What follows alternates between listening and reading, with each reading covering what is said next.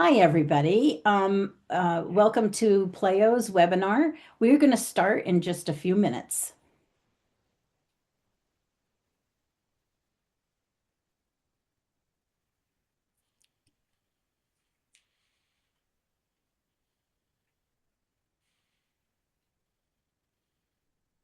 We're just going to give a few more minutes for people to finish joining us, and then we will begin.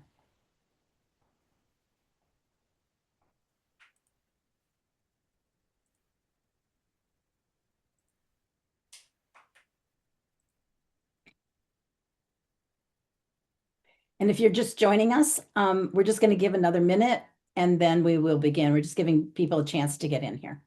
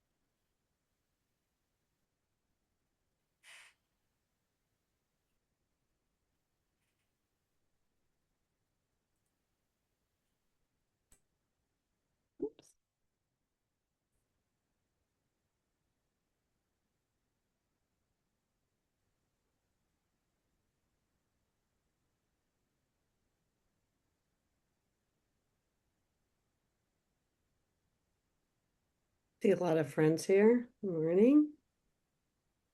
This one.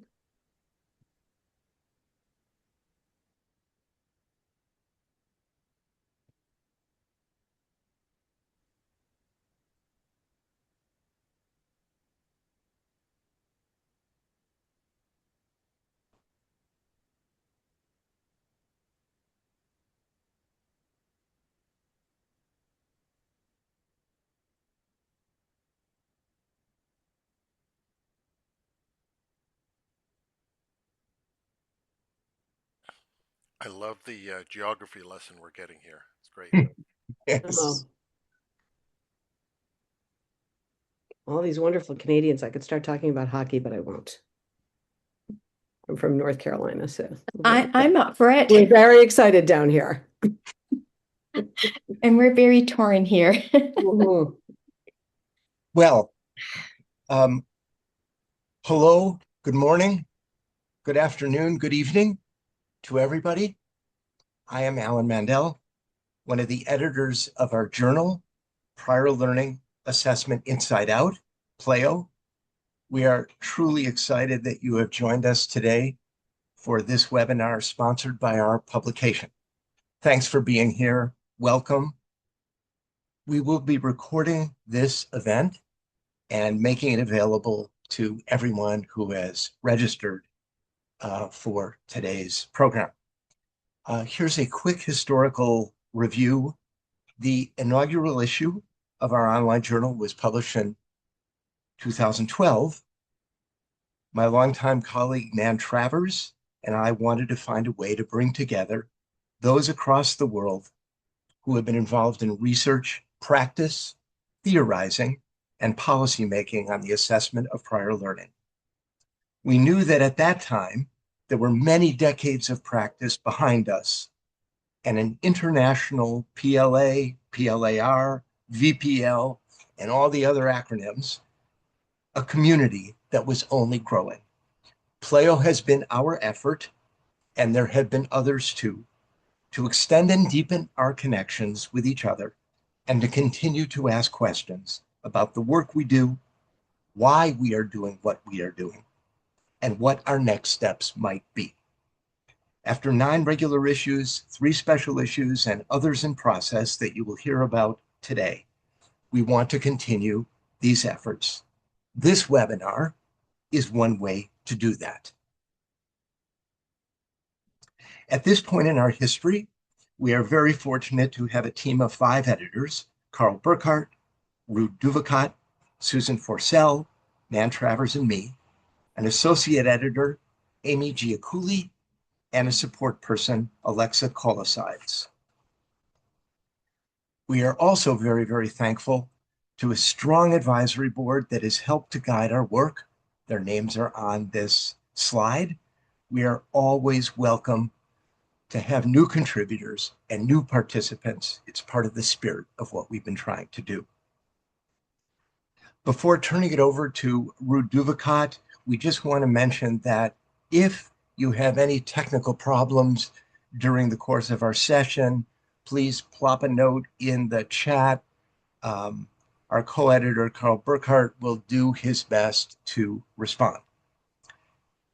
At this time, I'd like to welcome our colleague, dear friend, co-editor Ruud Duvekot, who will offer some words of background to our webinar today that is focused on our theme from prior learning assessment to open recognition. Thank you again to everybody for joining us. Ruud, good afternoon. Yeah, thank you, Alan. And a warm welcome to everybody from my side as well. So at PLAIO, we've come to believe that bringing prior learning assessment and open recognition together because it's important. Important if you want to get a real grip on a world of learning that is changing fast. We see it in the trends around us. Learning that's increasingly built on learning outcomes, the rise of micro-credentials, lifelong learning that more and more takes place at the workplace, and learners themselves stepping forward, wanting a say, wanting a voice in what they learn and wanting recognition for what they have already learned, formally, non-formally, and especially informally. So meaning their learning, wherever, however, that took place to be recognized and valued. That's the backdrop for our two special issues and for this webinar. So let me say a few words about what we hope to achieve today. First, of course, we want to draw your attention to the two special issues of PLAIO devoted to this theme. Part 1 has already been published on the EPIC 2025 conference in Paris, and part 2 also on this EPIC 2025 conference is upcoming. Together they bring the conversation between prior learning assessment and open recognition into one place. Secondly, the aim is then to open the debate on the outcomes of the EPIC 2025 conference, and in particular on the manifesto on open recognition that came out of this conference. We want to examine it together, question it, and consider what it means for our work. Thirdly, we hope that this webinar will strengthen networking and a teaming up of people working on these connected themes: open recognition, prior learning assessment, validation of prior learning, lifelong learning, and all new manifestations now emerging in our field. So, today, we are delighted and honored to have three guests who will offer us perspectives on their practices, challenges, and recommendations. However, before introducing them, we would like to thank Deb Carr from Australia for her contribution to our work on these two special PLAIO issues and this webinar. So now on our three guests, our three honored guests. First of all, we are pleased to welcome Serge Ravet, President of Reconnaître Open Recognition Alliance. He has spent much of his career exploring how digital technologies empower individuals and communities, particularly in relation to educational and social innovation.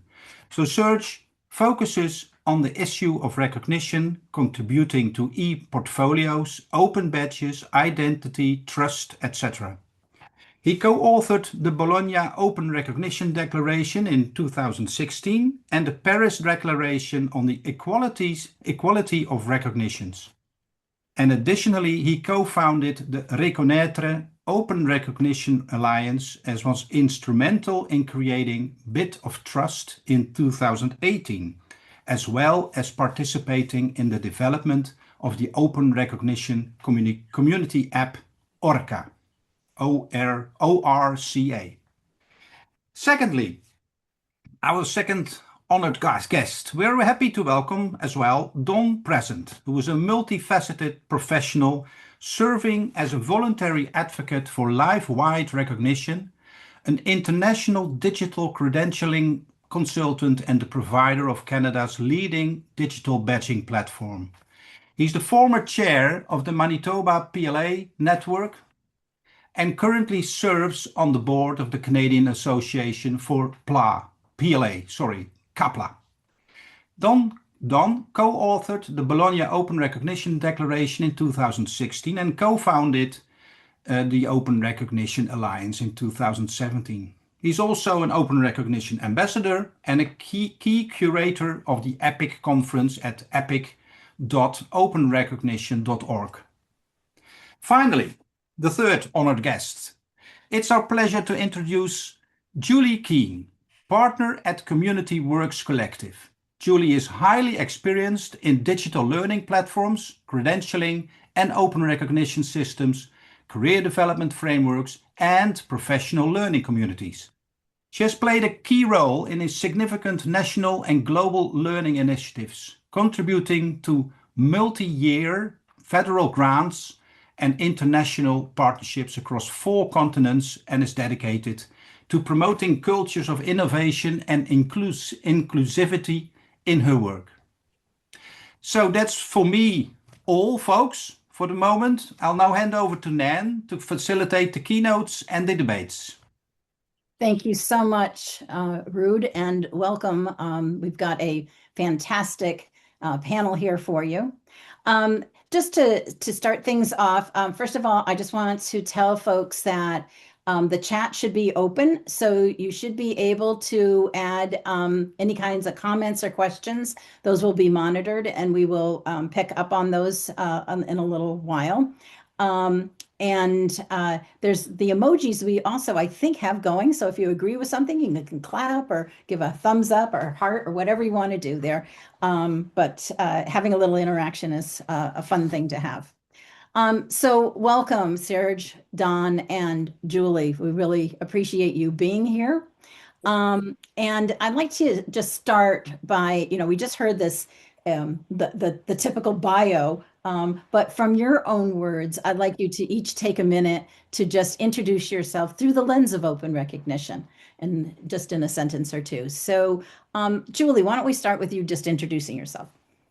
Sure. I'm Julie Keane. I've been friends with the other panelists for a long time, and we've all met as sort of what we often call ourselves as fellow pirates over the last more than a decade of open recognition. I really came to this work looking at communities of practice and recognizing social learning primarily, and came to it really from the theoretical lens of connected learning, which is very interest-driven, and also around our social relationships. So that was really a passion for me, particularly with working with teachers, was really around that sort of community learning, which often does not get recognized.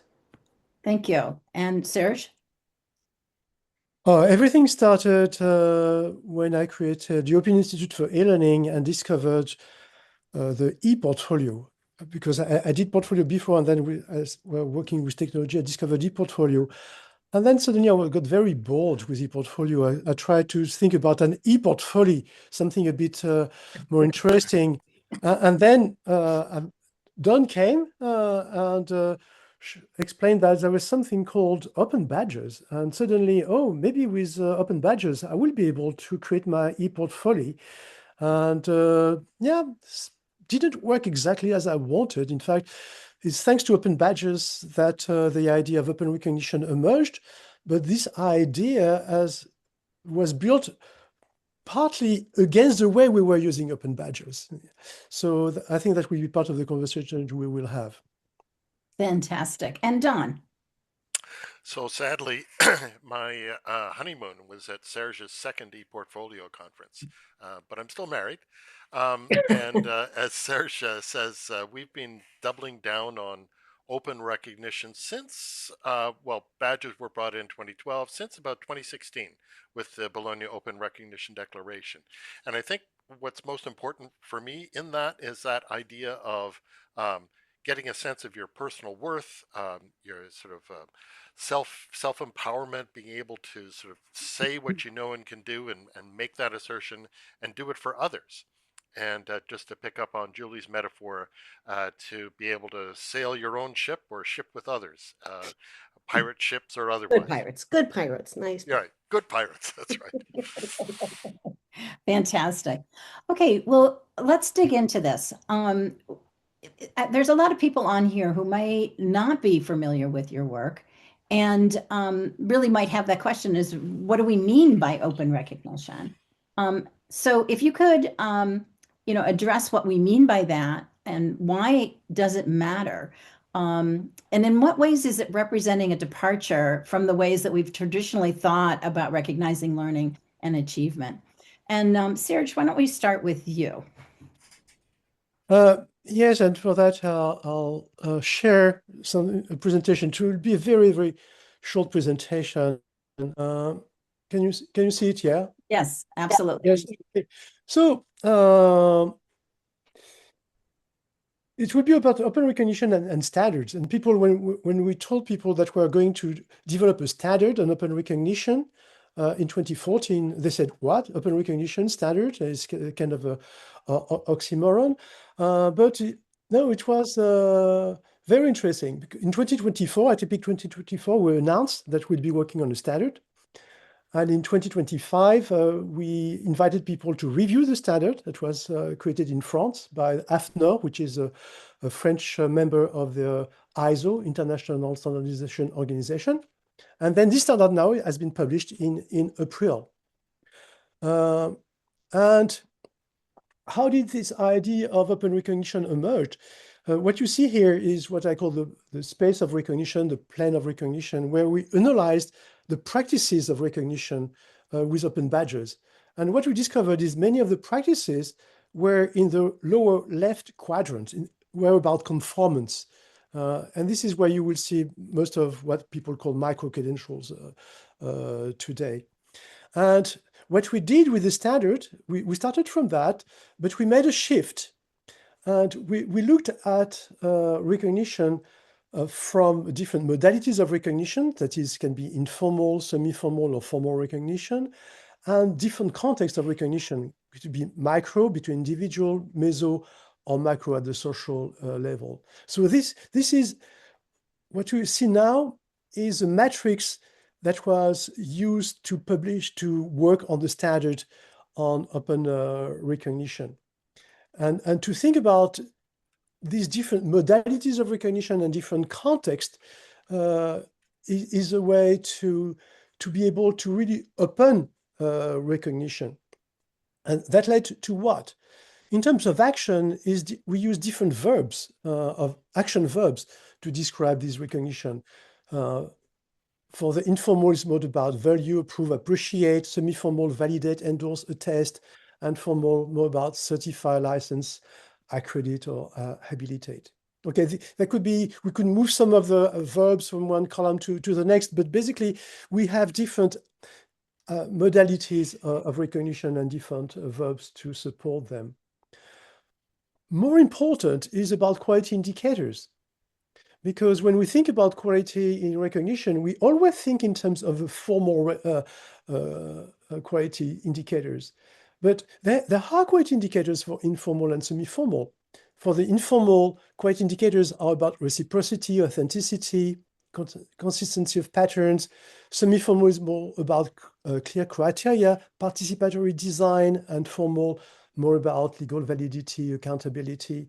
And this is very important because if you want to design an open approach to recognition, you can't force to put everything under the same standard for quality. So this is what we did. And so basically the purpose for what we did in terms of the standard at the macro level is to support systemic dynamic of recognition, foster collective recognition dynamics. And so what we're looking at the macro level is more about social cohesion, meso about trust, micro about emancipation and empowerment. So this is very, very quick picture. And we go back to this frame of recognition. And you can see that the micro credentials are really at the bottom left corner of the conformance quadrant. And what we really want is to think about what are the technologies we can use, what are the approaches we can use that will cover all the dimensions and all the modalities of recognition, to have this continuum of recognition. So to build a socio-technical ecosystem where recognition will circulate between the different modalities, the different contexts, and to think about recognition as something which is in process. To be in recognition. Recognition is not just something you have, like a certificate, it's also a process in which we are involved. That was my presentation. Thank you so much. And just before we move on there a little bit, in looking at that, where do you see self-recognition falling in there? Self-recognition is like it could be it's an individual level. So that would be on the bottom left corner of the table. That is informal. But you could imagine also semi-formal self-recognition where you would try to align yourself with the standard and Right. say, building your portfolio, you can create a portfolio linked to a specific standard. So that could be some kind of a semi-formal at the micro level, but then it can be endorsed by someone, and then it becomes semi-formal at the meso level, recognized by an organization, and then it can link to maybe RPL, to a formal qualification. So I think what is important when you think about the artifacts of recognition, whether it is a badge, a portfolio, or even a letter, is how it can circulate and how it can be also activated. It's not enough to produce an artifact for recognition. You need to think in terms of what can I do with it, or what can others do with it. So that's, for example, one of the things I stopped there. What I don't like in the standard for open badges, we speak about evidence. I think it is much more rich to speak about documentation, because evidence is something you will produce for an assessor. Documentation is something you can produce for your peers. You will document a practice and you will make visible this practice. So it's not evidence. It is evidence maybe in the eyes of the assessor, but in the eyes of the committee of practice, it is a documentation of your practice. So I think there is a lot of vocabulary which is used even in something which is open like badges that kind of reduce its openness because thinking in terms of evidence is not the same thing as thinking in terms of documentation. I agree with you that the language is so important, and so frequently we'll position, things like credit and degrees as the central, and then everything that's not, we use the word, like no, non-degree or non-degree, non-credit, and so it keeps that centered, and we can't break out of that. So I think looking at the language is really, really critical. It's a kind of appetite. Yeah. Don, why don't we turn to you and then I think you also wanted to share a visual. Yeah, I just sent through a share request. I don't know if you got it. Maybe I'll It just try should, now. Looks like it I can should do it. be, Yeah, I accepted great, it, so great. Okay, so this is actually an interesting segue from Serge's, because what I've tried to do is sort of lay it out almost on a on a like fridge magnets, you might say. So if you look at formal on the left, which would be things like certifications, could be ISO certifications. You could have micro credentials under assessed learning, and then over on the right, you have the more sort of where I like to say the magic happens. So you have self assertions down at the bottom right. For example, you have peer recognition, or you have community appreciation of service to the community. You're not going to assess somebody for that. You're just going to give it to them because they've done it. And in the middle, you have some things that would be in no man's land. So maybe they're assessed, maybe they're not assessed. Maybe you just simply present people your evidence and people start endorsing it organically, or maybe it's actually assessed and evaluated and aligned to a particular framework. So we use this working with sort of consulting clients and also uh, clients of the CanCred system to give people a starting point. We actually provide templates that reflect the purpose of these different ones. So across, and apologies, you can't read them all, but it basically, you would have, for example, under organized learning, that could be webinars, that could be workshops, that could be whatever, and there's no actual summative assessment. So assessment is the boundary, and things may be assessed, things may be lightly assessed, things may be endorsed. And I don't know if Noah Geisel is on this call, but when he was looking at an earlier version, good, hi Noah, he was worried that these buckets were silos, and they're not intended to be silos. You can have characteristics that are shared across the spectrum. Things can have elements of others, and as Serge has said, you can have movement. Something that begins as informal can become non-formal, and then actually what I have in small text on the bottom left is something that would be more like credit transfer, credit bank, where something gets pre-evaluated, so it doesn't have to be PLAR'd every time when somebody's evaluating it. So that this is kind of like a practical application of what Serge is, and apologies for the rather dense slide, but I found it's useful to give people ideas, and they say, "Oh, we have mentoring. Maybe we can do that." That's the idea. Great. And so let me turn to you, Julie. And let me just frame it a little bit differently because we've heard kind of two very more formal ways of describing it. But if you were having lunch with somebody, an old friend, and they want to know what you're doing, and they say, "Well, what do you mean by open recognition?" How would you talk to them about that? So I guess the one word that jumped out at me from what Serge did was the emancipatory piece. And so that I think to me has always been where a lot of my passion has lied and where you talked about self-recognition. So I'm wearing a lot of hats these days, and one in particular as I'm working with an organization called Workbay that works with folks that are coming out of that are in corrections under judicial supervision. Lots of terms in the US depending on what state you're in. So these are when Mary and I, who was the CEO there, we met on a project called Experience U. So to answer Nan, I've often told the story of Experience U.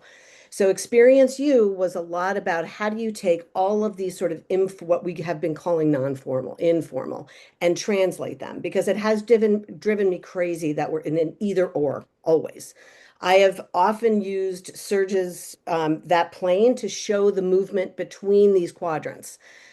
We all do it every day. We go into formal and informal environments, and we want to be recognized for all of those things. Not all of them need a badge, but a lot of them are recognized. So the Experience U project was the group was working in an area of corrections, and most of the people in these environments really were disempowered to say that they knew anything or could do anything or had any skills at all, right, in a workforce setting.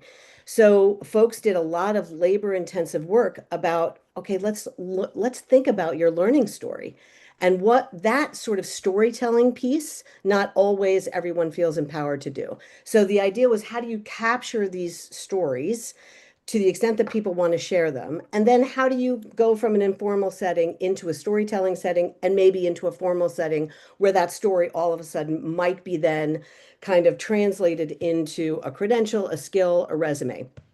And so that project really showed me the sort of, where this can go. So right now we're working in fire camps in California through the Advancing Mobility project that's being coordinated through the Education Design Lab. And the idea is to really map the skills and taxonomies and open learning and work-based learning, which Ruud had talked about when we started, to understand what are the skills that are actually being documented and not documented right now. How do we sort of build, and I really like that, Serge, it's super helpful. How do you build that documentation process to really know the skills and competencies that are happening right now, and then understand how those folks that are in those settings can use those fire camps, these are people on work release, incorrections, and how are they going to be using them once they sort of transition back into the community. And California is right now is really taking through something called Prop 47 is trying to get a lot of people out of prison who are on low-level drug offenses and giving them all of these learning opportunities and moving them out. So there are huge efforts across the state to figure out how to really do meaningful learning, meaningful work. And I loved in the chat that somebody talked about adult learning, and then I'm going to pass it back, which is a lot of the work around open badging really struck me because it matched adult learning, which is how do you sort of capture what happens in workplaces? For me, it started with K-12 teachers that are never captured. And how do you empower the individual to capture that learning as they go, as opposed to always sitting in a hierarchical setting? And I think open recognition is really about pushing against these power structures. And I know the conversation will move to that because it often does, which is where we get a lot of challenges and pushback is really around these power structures. So I'll leave it there and then go from there. Thank you. Those are great examples. And so what are some other examples? Don, with learning agents, I know that you work with all different kinds of groups of folks. What are some examples that you can also share in terms of where you've seen open recognition work? Well, I actually would like to provide some other examples because Okay. wearing my volunteer hat, I spend a lot of time luring people to the EPIC conference, and I managed to lure you, Nan, a few You do a good times. job. Yeah. And one of I thought I'd look over the proceedings from the PLAIO article and sort of highlight some of those.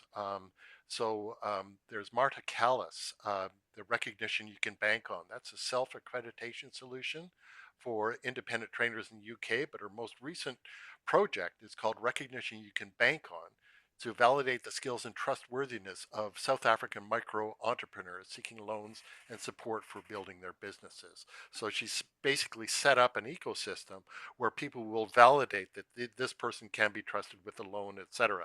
And it's not formal, it's semi-formal.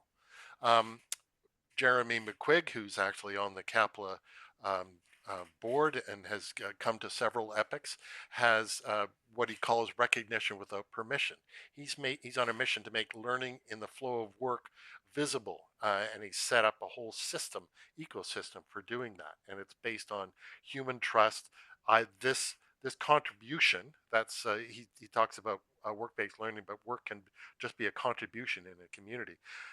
One person will say this contribution was useful for me.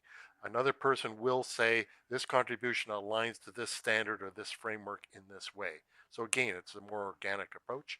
Denise Stanley is on the call today, and we lured her to a previous epic in Lille, and she's developed the clock system, and it's a structured process to help people turn their real world experience. She began in the music business and align it to the EQF, or actually in her case, the SQF, so people can move freely back and forth from formal to industry and have their progression measured in that way. One final one for the US audience. Chris Newland is helping revitalize US constitutional democracy with the civics credentialing system. That's about building durable civic skills and encouraging civic engagement. And yes, that can be for credit, but more importantly, it's about stating values and putting your feet where your mouth is, right? And sort of saying, I can listen to other parties, etc. And it's a way of putting values out there. So it's a more sort of empowering model. So I have many others, but maybe I'll just stop there. Well, Don, thank you so much. I appreciate you bringing in also folks that were at the EPIC conference, and the abstracts are published in the part one version of the special issue that has just come out with PLAIO. Serge, do you have others that you would like to add to this? I would like to add some of the flaws in the system we still have today. What really triggered the idea of open recognition was the backpack designed by Mozilla. The backpack was created for people to show their badge, but Mozilla, which had already developed the code to create badges, didn't include that code in the backpack. So with the backpack, the only thing you could do is to show badges, but you couldn't create badges. So basically, the technology, what was supposed to be open, suddenly the practice of recognition was limited. And why? It's not that Mozilla designers were bad designers, but they just reproduced the hierarchy of the existing world where you have authorities. So basically, those who could issue badges didn't need to have a backpack, but they could issue badges. And those who had a backpack could not issue badges. Why? If the technology is open. So a few times after that, Nate auto created Badger, which was gave the possibility to create badges. So just save that. But there is yet another big flaw in today's technology. You can show your badges, but you can't show the endorsement and the badges you have issued. If you have a system, if you have an ecosystem of recognition, you should be able to show the people you recognize, the people you trust, not just the trust you have received through the badges you have collected. And so we have not moved beyond that. We're still in the mood that a recognition must come from some authority, and the recognition we provide don't have real value. And this is a thing that needs to change with technology, and this is the kind of things we are trying to do with Net now with Orca, Open Recognition Community app. We need to have a big shift in the way the technology supports a recognition to make it truly open. My mother, when I was a kid, said, dis-moi qui tu connais, je te dirai qui tu es. Tell me who you know, I tell you who you are. And we could say today, tell me who you recognize, I told you who you are. It is probably even more important to tell who are the people you trust, who are the organization you trust, than just those you trust. And the technology is not providing that yet.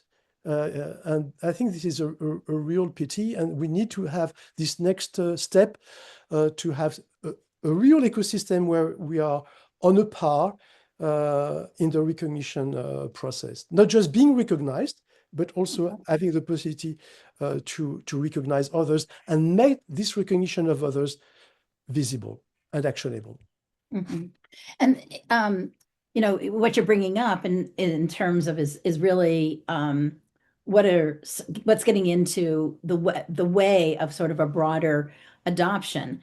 And so when we don't have systems, at least in higher education, our systems are very much designed for a credit-based and a degree-based. So even when we've tried to do things like prior learning assessment or PLAR or, VPR, whatever, even in its more traditional formats, it doesn't even fit in the system. And now you're talking about allowing different kinds of recognitions to be part of that ecosystem.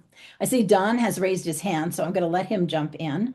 And the other thing I'd like to get to after Don, and maybe you might want to touch this also, is Julie also brought up the power issues. And I think we have time to dive into that quite a bit.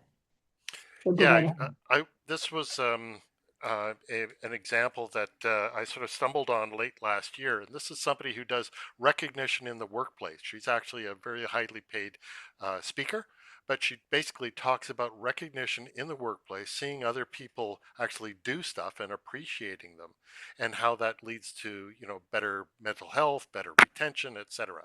So it doesn't have to have badges involved. She was handing out these little cards, and I sort of took her example, and I have an example of one I was handing out when I was in Nairobi. And basically, you hand these out after you observe something, you write something here about it. So I handed out a couple of dozen, and then I got given one, which was this, because I was, of course, talking about badges at this conference in Nairobi. But I remember now, and Nate is on this call. So in MozFest in 2016, I actually recognized Nate because they had an activity recognizing other people. So Nate was helping, leading the charge to keep open badges real, weird, and relevant. So basically, all this stuff, it doesn't come from nowhere. It's basically, it's just looking around and seeing where the recognition is and figuring out ways of channeling that. Thank you. That's great, John. And then, so Julie, you did mention the power. So as long as we put the word on the table, Yeah, let's address talk this. about it. So Yeah. where are you seeing the power struggles? I mean, I've been in sort of one thing that brought me to technology and education in the first place was really about politics of education. And what interested me about technology was that some of it could be subversive, or the way that Serge talked about, it could just replicate the existing system. And it will tend to do that. So we saw that really clearly. And in some ways, some of the early work that we did around professional learning of teachers, my whole idea was action research. Let's have teachers recognize their partners in that action research. And very quickly, we were like, well, if we want this adopted, we have to have these translate into seat time. And it honestly undermined the whole project. I mean, we got stuck there on almost purposefully, because the system recognized the seat time. We did a little bit of action research. So again, we did that innovation. You sort of tinker at the sides, but we never changed the actual system of how teachers could sort of recognize each other within professional learning communities, build their own professional development systems that were relevant to the kids in their classroom and to their own learning environments, and recognize their own expertise. And I've seen that across every single system. So now I'm working with folks. I mean, you can't see it, the power more clearly than in corrections, where the learning is so limited and the security systems are so tight. And this idea of emancipatory learning is dangerous, right? Or is perceived as dangerous. So I think, really recognizing that, I think sometimes we go into these things like really naive, that we're just going to do these things and it's going to be great for the learners, and really not being honest with ourselves and the sort of ecosystems that we work in, to really know how technology can work to replicate these systems. Just like what happened with the example that Serge gave of Mozilla. These were incredibly well-intentioned projects. But I think the reality in which inside the organizations we work in, lots of folks here, I'm sure from higher ed, really know that it is very hard to really challenge these things. There's a lot of people who have a lot of stake in the way that things are. And that's fine, but if you're really in this kind of open recognition and open learning and co-recognition, these are really powerful practices. And I think it's really important for people to just sort of name it a little bit more than they do. That would be my thoughts. I don't know what you think. Um, well, how one of the things that popped in my mind and it is how do we keep this the co-recognition from becoming kind of a popularity vote? And Mhm. I'm just going to take it from another extreme. The person who's doing amazing work but is quiet, is never really, kind of out there. How do they also get recognized in an open system?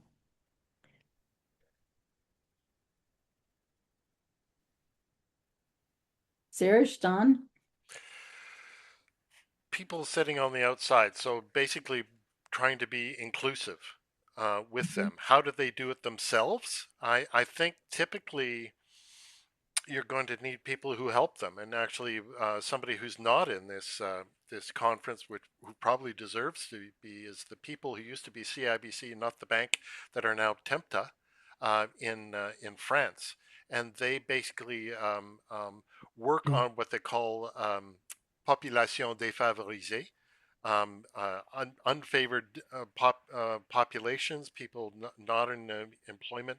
Julie's incarcerated people. I mean, you need to provide scaffolding for these people to, and start with what Serge talks about is not recognition after learning of prior learning. It's recognition prior to learning, recognition to activate learning, recognition to accompany learning, and just make that conversation and make it a more human thing rather than saying, here's our wall, you need to jump over it. Oh, you can't? Too bad. So, I mean, how do you work with people to do that? And typically, you need to extend your hand first. You can't wait for them to do that. And that kind of relates to I just provided a comment before about micro-credentials being very individualistic. I think it's interesting to look at cultures in different countries about how they go about these things. I was just talking to, actually on YouTube, somebody was talking about workplace cultures in Canada versus the US, and how Canada is actually much more built on consensus. Everybody has to get on board, feel good about it, etc. Whereas in the US, and she said in some ways she prefers it, you just go and do things, and it's all about individualistic. I'm upwardly mobile in this particular situation. But I think for what you're talking about with the population défavorisée is, the needs is you need to bring them in, make them part of the community, and then help them build that sense of self-empowerment so the scaffolding can drop away eventually, and they're actually empowered learners. So we're really talking about the need for a cultural shift in the way that we even think about recognition. And, I guess a question I have is, how do we help that cultural shift? How do we help institutions in the workplace start to rethink about what they place their values on? Right now, the credential is so central, and everything is kind of geared in that way. But the credential is such a data reduction, and it's only a proxy to what somebody knows. And what you're really talking about is how do we really surface, what somebody really knows and can do, and how do we really make that become what is considered valuable? Serge, how do we start that cultural shift? But what we have done with the standard published by AFNOR is to work on the recognition function. The one problem we have with recognition, we tend to associate recognition with an artifact, with a diploma, with an open badge. The recognition is a practice. So we must start from the definition of recognition as a practice. And the practice can create artifacts, but the artifacts are kind of byproducts of the practice. What is important is the practice, not the artifact. Artifact can be very useful, but first is a practice. And so for our colleagues, for example, would try to import badges in organization. We want employers to adopt badges because badges will change the way recognition happens in organization. That was not the right approach because badges fulfill a function which can be useful, which is a recognition function. So what we want to develop in organization is a recognition function. We have the HR function, which should be called the personnel function because human factor is not a resource, that's people. So we need to have the personnel function, we have the training and development function, we have the quality function, and what is missing in organizations today is a recognition function. Is it one role? Is it one person? Is it spread among several roles within the organization? We don't know. It will depend if it is a small organization, a large organization. But I think the key question now is how can we develop the recognition function within organization? Not put more badges, but develop this function. And this is what the standard is about. That is, what are the different kind of recognition we have at the micro level between peers, the relationship we have with our skill body, with our chamber of commerce, within our network in the town where we live. So we need to think about these different dimensions of recognition and take them into account in our practice of recognition within organization and more largely within society. Well, thank you. And so, I was yeah, going to add one thing, Nan, because one thing you mentioned, because I experienced this, the recognition, I mean, I think it's, going from a noun to a verb, right? We've just really been we have a thing and we're talking about shifting it to active practice. But even I had an organization where we just picked a tech for that. So to your point about a popularity contest, we had this thing within this organization. And so like 3 people used it and the rest, everybody checked out. right? So when it is this sort of brittle, very surface type of recognition practice with just sort of an HR software, it really is not meaningful. So really building sort of meaningful systems of recognition is really very important, because even in an organization that was hyper collaborative, I could just see it within a month, it just turning into this, again, meaningless popularity contest. So really being careful about that. I'd like to just That's all I add was the saying. idea of enlightened self-interest. Sort of picking up on that whole thing with forever recognize others' greatness. I mean, basically the ROI for that is you get to keep the good employees because they're appreciated, and I think that can work. There's research going on. Wearing another hat, I'm on the Capitol board, and we're developing a sort of an area of research, and I think Susan Forcell is, yeah, Susan Forcell is on the call. She has research that supports the idea about retention. It's about self awareness, self realization, self efficacy, performance resulting from that. So I think there's an area for self-interest that can feed into the policies, that can feed into the culture, that it's not just a charity case. You're not doing it to be a nice person. You're doing it because it's better for all of us if you do it. So to close here, what is one thing that you would like people in the audience to do? What can they think differently? What is something that they could move into action right off and take back to their organization, whether it be education, industry, community work? You know, how can people start? Well, you could Go ahead. join us at the International Day of Recognition. I'm dropping the link in there. And that's basically recognizing recognition globally for the transformative impact of recognition. Somebody we haven't mentioned who's on the call here, Nevin Vasudev, working in South Africa with people who are involved in recycling, basically picking up bottles and surviving that way, developing skills frameworks around that. So reaching out to what Justin was just talking about, how do you recognize those people? So we're going to be celebrating a lot of stories like that, and all of us here, I think, are going to be on that. I mentioned Julie was talking about Mary Hayes earlier with the incarcerated. Mary Hayes will feature on that day, and actually there's a strong Indigenous subtext to that. So that's one thing. Great. Julie?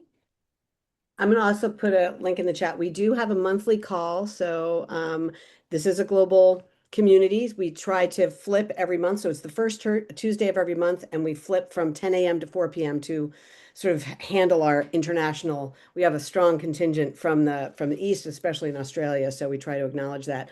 I think just building off of the conversation is really mapping the current recognition systems that you already have in place a little bit outside of these formal things. And the reason I say that is we have a lovely colleague, Serge works closely with him, Philippe, came to Badge Summit. I'll put in a plug. No, I had to leave early. So Badge Summit is happening in the US this summer in Colorado. So he did a really great workshop, which was recognizing, having participants recognize the ways they both informally and formally recognize folks already in the organization and how that can be strengthened in an organic way. It's a really effective workshop. And so I think using even some of the visuals and the materials that Don and Serge shared is a really good way to do some of those mapping exercises. So I've done that a lot with folks, of even using that quadrant of helping people sort of understand these things and then mapping existing practices and where the organization wants to move and how to move among those quadrants. Thank you, Julie. And Serge? Our French experience with Bajon La Normandie and then Bajon, Le Centre Val de Loire, basically what we created is regional ecosystems that became also department local systems, and even at the city ecosystems, bringing together education, civil society, employers, public authorities. I think is by bringing them together at multiple levels, so to have a kind of a fractal approach to recognition ecosystem that can exist in the neighborhood, at the city level, at the county and the region and the national level. I think this is the way to really advance the practices of recognition, because once again, recognition is a practice. Always refer to Eric Fromm's book, To Have or To Be. We tend to think about recognition as stackable credentials. This is about the have. I think what is more important is a to be, that is to be in recognition, to contribute to the recognition of others, and to be an active participant in this recognition ecosystem. And basically, my take on it is that learning is a byproduct of recognition. It's because on part en reconnaissance, we can say in French, I don't know how to say it properly in English, because it is a recognition journey, and through this recognition journey, you learn, and it is a byproduct. So really, the center is recognition of our life, and learning is a byproduct. So lifelong recognition for lifelong learning. Just to Excellent. Go Just ahead, John. pick up on that, Serge and I are cooking up ways of putting some structure to this and setting up an international network for these kinds of things. We already see that happening in informal ways, because there will be an EPIC APAC in Melbourne in August. And there's going to be an EPIC Canada in Ottawa on September 28th, 28th and 29th. So those are things that are happening anyway. And then themes, I've just mentioned Badge Summit has had open recognition as a theme in the past, may well in the future. The Groningen Declaration Network is starting to feature these kinds of things. And if people are interested in these concepts, certainly reach out to Serge or myself or Julie, and we'll find a way of folding you into the growing community around this. Yeah, and I'll try to, and I'm going to put some info just about the monthly call to check in. Yeah. Well, thank you so much. We're going to move into kind of our question period now. And to kick us off, we're going to start with, and I'm doing two things at once, so give me 1 second here. Okay, I have to do this slightly differently. I want to bring, and I'm trying to spotlight. Well, I seem not to be able to spotlight, but I will take care of that. Anyway, I would like to introduce Dr. Lofi Nodia from South Africa. He's a good friend of PLAIO, has had multiple publications in our journal. And we're going to start with allowing him to ask you the first question. And Lofi brings a background in theology, ethics, and education to his work in recognition and qualifications. He spent his career at the South African Department of Higher Education and Training and the South African Qualifications Authority, where he contributed to the design and implementation of the National Qualifications Framework and focused on the RPL research. In 2015, he founded the RPL Hub to support universities in building RPL practices, and he continues to serve as an academic in business management at Stadio Higher Education. And so, Lofi, if you, I think I can now spotlight because you have your camera on. There we go. So I'm going to have you start us with the questions.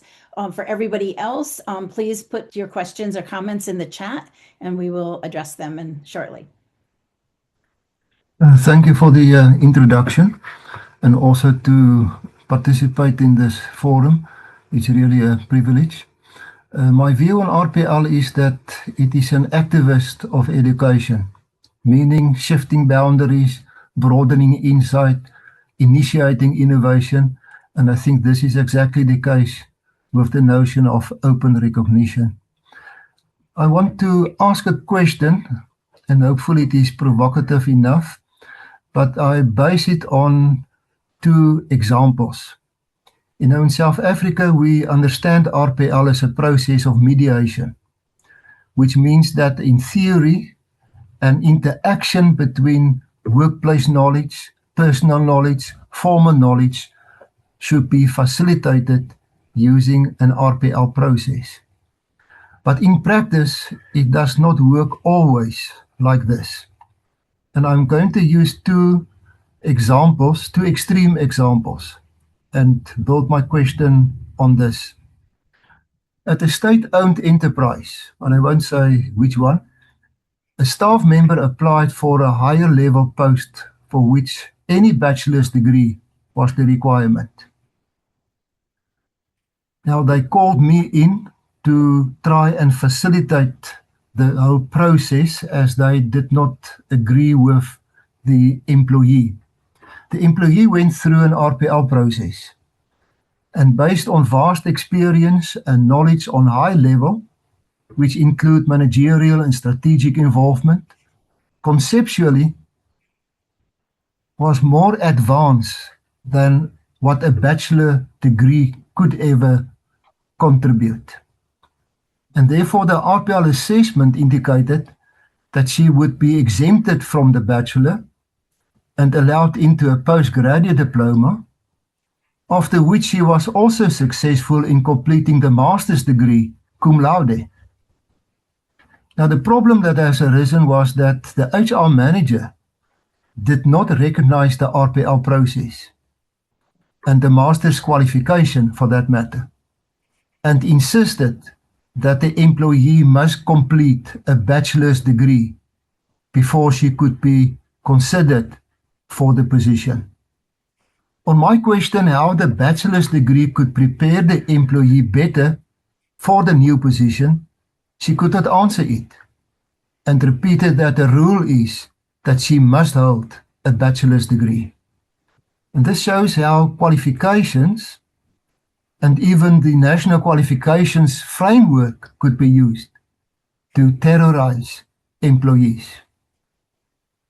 A second example, which is now the opposite, shows the importance of open recognition. An IT company refuses to employ new staff members just based on IT qualifications they hold. In their advertisements for a position, they require competencies instead. The company asks only one question to a candidate: can you perform the work? If affirmative, they request the candidate to show how they perform the work. If positive, the candidate is then employed. Now, my question is based on these two scenarios. And the question is, how can a community of trust, you can also use the term ecosystem, but I want to emphasize the element of trust. How can a community of trust be established that promotes open recognition between life experiences, workplace knowledge, and qualifications? Is an all-inclusive community of trust possible? Or should the community of trust be separated from formal qualifications? So the question is all about open recognition as relationships and also as power relationships. Thank you. Thank you so much, Lofi. Does anyone want to jump in, or do I assign? I mean, one thing, and I may just, I don't know, pitch this back to Don, because I think that's where Don's actual visual is very helpful. I think for organizations that truly want to build that, because I think it's almost putting these things on an even plane. So I think the problem that you're always going to have with qualifications is that you really have to kind of back people off of the degree is this marker of trust. And if it's not there, anybody can make up stuff. I mean, we see this again and again with pushback on self-recognition primarily, when students try to do it, right? How do I trust them? They might be lying. It's like people send resumes out all the time. So, how you build trust, I don't think there's like a magic wand of how your organization or institution, but I think it's a little bit of code switching. So really in some ways, this puts everything on an even plane, right? You'll notice there's not formal here, non-formal here, or I think it helps to actually almost visualize this as a non-hierarchical system, right? Where all of these things can matter. And then I would say the other issue is if you are if people have a stake in the degree, it's going to be very difficult to back them off. Institutions are based on, I mean, I know in the US, like, public universities are given income, money for degree finishing. So you have to help the universities also be able to change some of these systems, be able to accept credit for prior learning that doesn't undermine their existence, and being very kind of almost understanding of why they may be taking this sort of strident position, right? If you're going to build a community of trust, then you have to understand all the players in that system and why they may be coming to that your example in that way. It's not always bad intention, right? So what can help them sort of open up these systems to be more inclusive that doesn't feel like they're going to lose? And that takes a lot of work.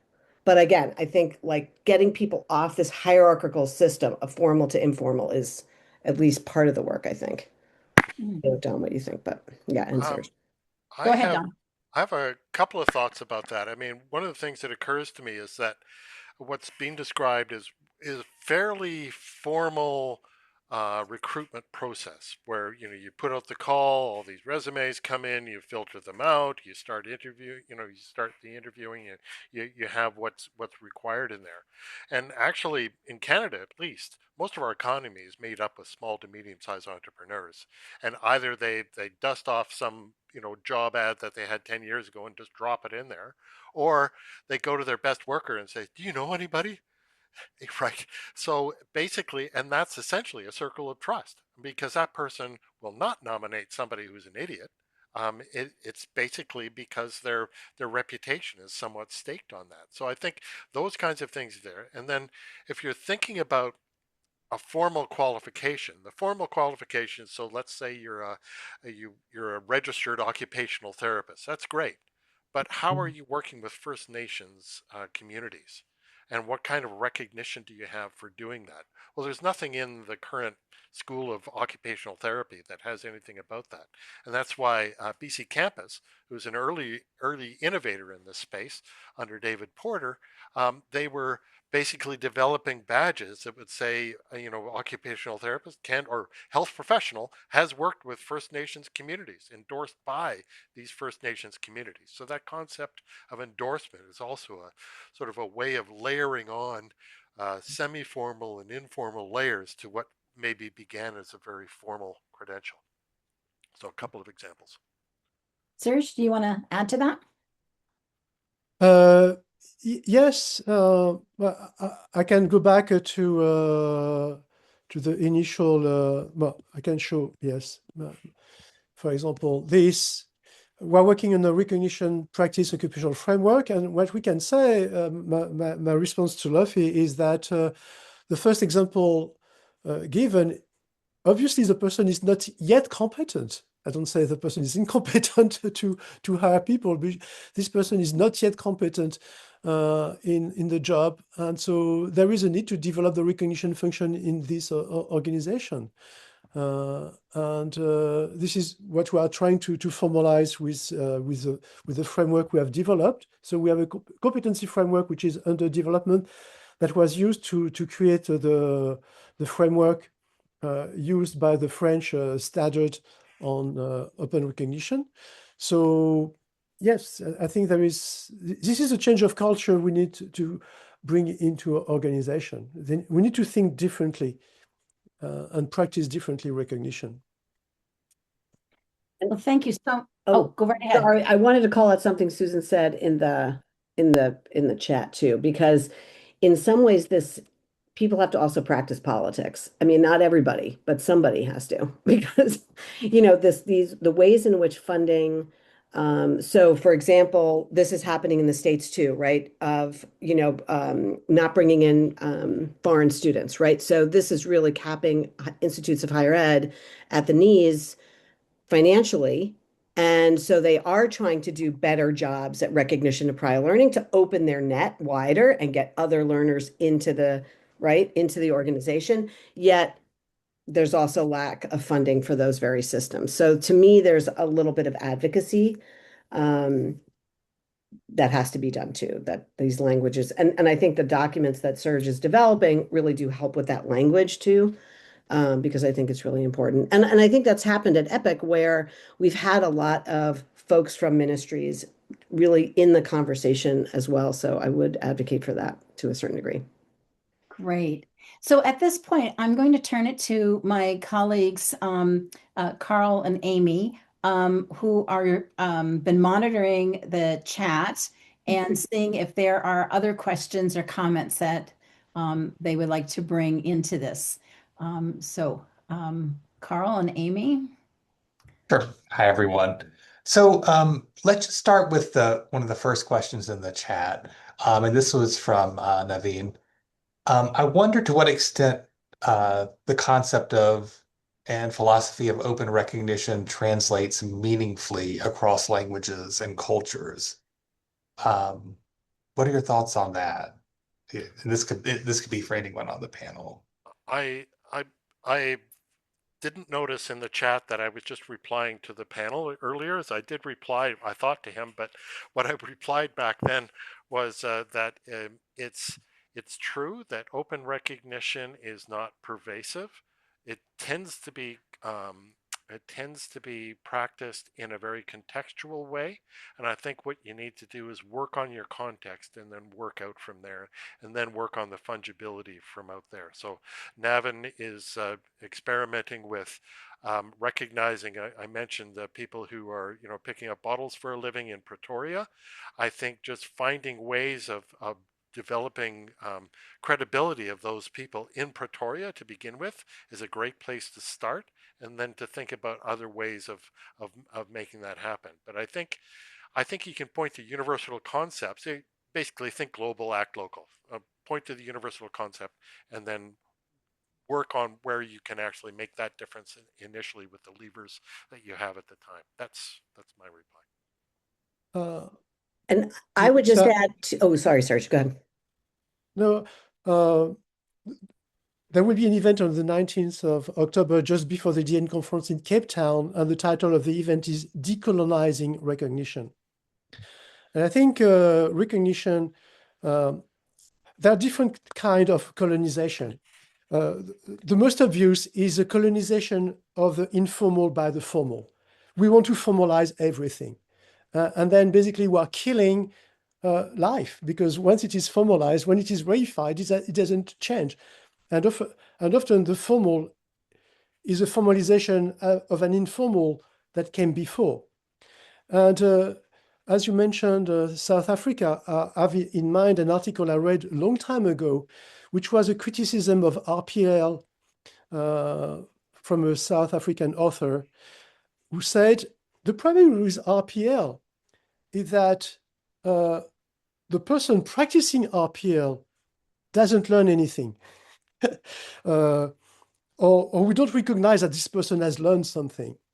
Because basically what you need to do, it's a caricature, is tick the box. You need to check that the evidence matches the standard. And when there is a gap, then the person will need to do some more training, maybe pass an exam or something like that. But the idea that the assessor would learn something, and I often quote the director of the Industry, which is a school for apprentices north of Paris. And this director says, I love to go to examinations, oral examination of candidates, because I learned something. So the idea that the assessor, that the examiner will learn something and is being recognized, I think is very important, but we don't recognize that. So basically we built a system where a lot of, and can you imagine for an apprentice who just get his qualification, could say, oh, the director from Industry learned something from me.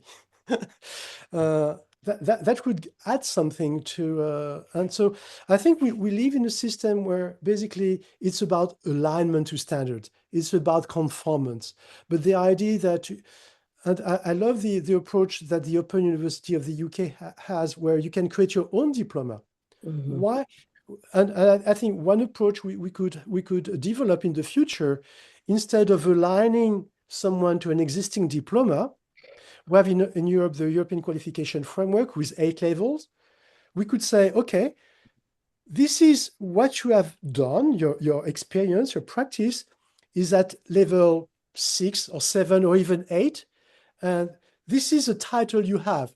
It's not an existing title. It is your own diploma, but we recognize you as being at level 6 or level 7 or level 8, no more than that. And I think if we open the qualification framework in terms of levels, even if we can challenge the levels, that is another question, but let's accept that we have these levels from 1 to 8, then open them by not assigning them to existing qualification, but where people will be able to create their own qualification based on their experience, and think about the assessor as a learner. We should be celebrated as a learner and enjoy his or her job as a learner and not just as someone ticking boxes. Yeah, Don, I just wanted to jump in here because I have a specific example, Serge, about this, which I'm watching in the fire camp. So indigenous communities in California have done controlled burns for a long time, and that was basically criminalized, right? And with catastrophic effects, right? So we're having these massive mega fires as a result of climate change, but also controlled burns. So now the state of California there is this kind of really interesting changing of those qualification frameworks for fire prevention that are coming from the indigenous communities and changing the actual qualifications of how to do fire prevention in California. And that is a good example of that sort of two-way. And I think Justin Mason, who's on this call, had a similar experience in Montana State on a project where I think it was maternal child health. So all these kind of competencies and skills that were sort of pushed out of the ecosystem are now being brought in. And there's this conversation of like, no, we're not going to conform to this. We are going to integrate these qualifications, and both are going to be seen at sort of the same level. Anyway, sorry, Don. Yeah. No, that's fine. Actually, just to riff on that, this actually just what popped into my head is Nan's work, which will be featured on the International Day of Recognition, where she talks about whose knowledge and how you can build knowledge frameworks in a more organic way around that. I was just at a Manitoba HR, or actually Learning and Development conference, and they were talking about effective uses of AI, and AI is starting to be used for PLAR, and there's some solutions out there about that. But one use case that kind of came to me was the idea of debriefing high performers prior to retirement. They know a lot of stuff, and it's going to walk out the door with them. Why not try and capture some of it in an appreciative way, in a way that others can build on? And that kind of folds into the idea. A lot of this recognition is about getting entry to, but what about mid-career? What about and when you're sort of a senior fellow in your career? What are those practices? How are those shared? How do those fold back into the practice? And do we have a circular ecosystem, or do we just have a series of checklists that people have? So, yeah. I forgot to mention that what I explained earlier, what I described earlier, Dennis Stanley did it with clock. Okay, so yeah. Yeah. So Exactly. if you want to discuss that, there is a real example with Denise. Yeah, reach out to Denise. It's also in the past proceedings of EPIC. She actually keynoted at the EPIC in Lille. That's great. So I'm gonna have Amy do a question, and we probably only have time for one more question. So Amy, if you would go ahead. Sure. Okay. So there was a lot in the chat about basically legitimacy, authority, and ecosystems. And a question came up about what the major pain points that prevent open learning from being widely recognized and trusted. What are those, and what would it take to address them? Okay, I start. I say one of the main pain point is badges. Badges are often an obstacle to recognition. I'm sorry to say that, and we try to solve that problem. I like to say, when the wise person points to recognition, the idiot looks at the badge. And so we need to think in terms of recognition and not badges. Unfortunately, I've seen so many projects where people start by, okay, let's design a badge. How can we design a badge? But they don't think in terms of how can we create an ecosystem for recognition, or we have these people who have no qualification, we'll give them a badge. Okay, so basically the badge becomes a stigma for these people. You have a badge, that means you don't have a diploma. Okay, so you add insult to injury with badges sometimes.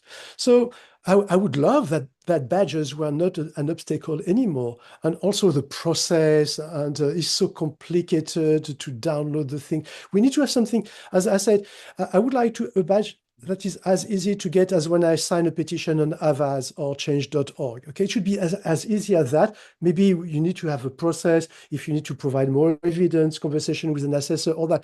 But today it is too complicated, and also the way it is designed, it is redesigned as a formal system and not taking into account that it is a community working together as a space where recognition is being produced. Recognition is always a product of a community. Doctors are recognized by doctors, not by butchers. So it's always a community recognize its peers. And so how can we create a system where it is a community that elicits what the peers we want to recognize, and not just an institution that has lost touch with what it is to practice? So I would say another way of putting that is unconscious colonization. So, and Noah has another term for this.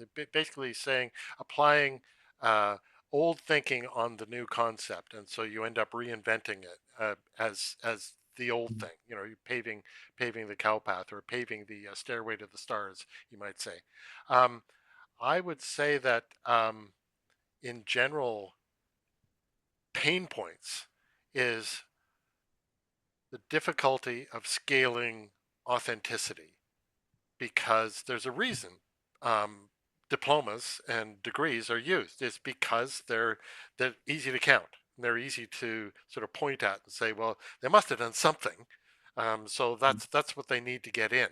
So it's the idea of digging in, and but you can't do that with thousands of people. Maybe AI can help, but and so that's why we've been talking about things like referrals, and Serge's concept of Orca is this sort of series of connected communities. So you have relationships, trust relationships building across communities that can lead you from one thing to another. So I would say the pain point is the scalability of authentic open recognition, and that's the row we have to hoe, and we're coming up with different ways of doing it.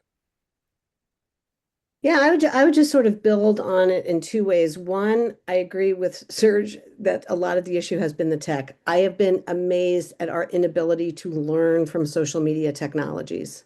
It's incredible. So we know the massive adoption of every platform that people use to tell stories across global cultures, right?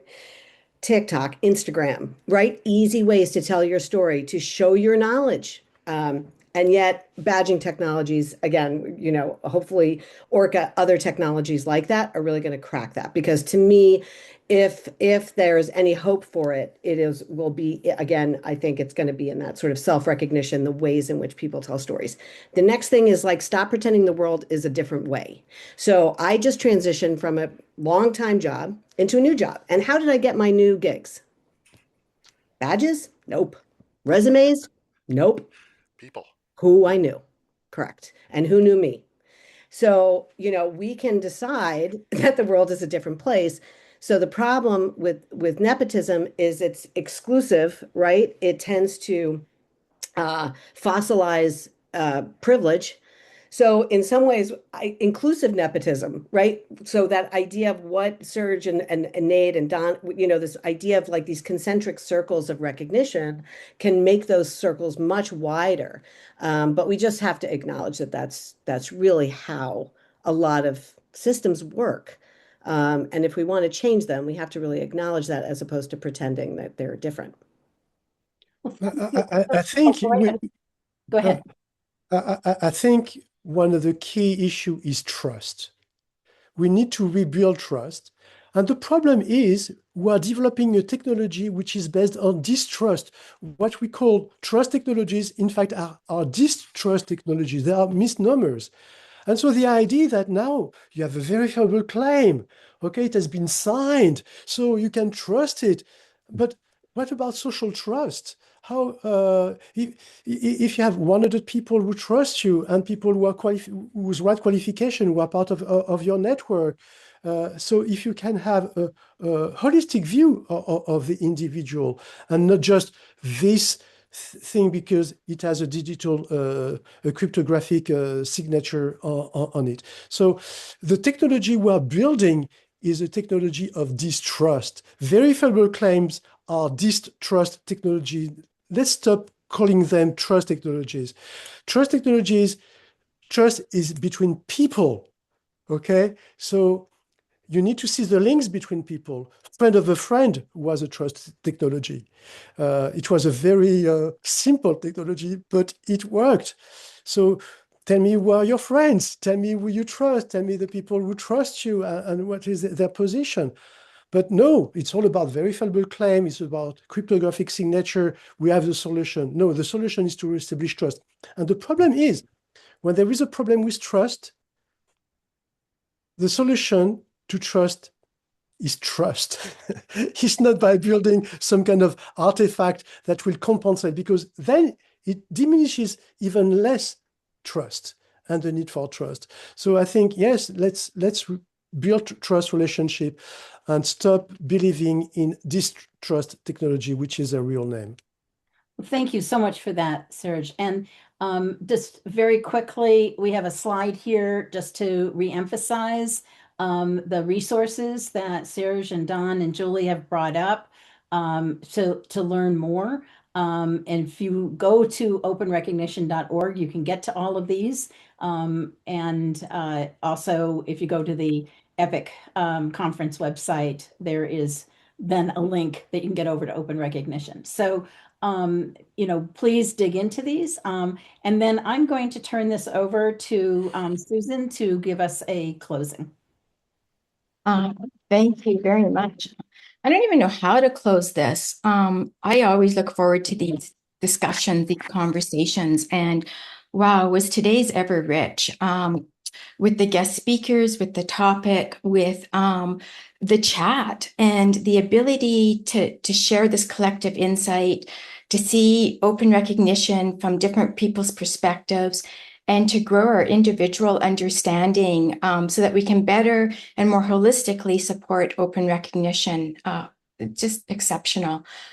I wanted just to share a couple of, I guess, reminders or updates for some of you. We're working on 2 upcoming editions for PLAIO. One is on, as the screen in front of us shares, one is on issue number 10, PLA as strategic or key to human resources and sustainable labor development.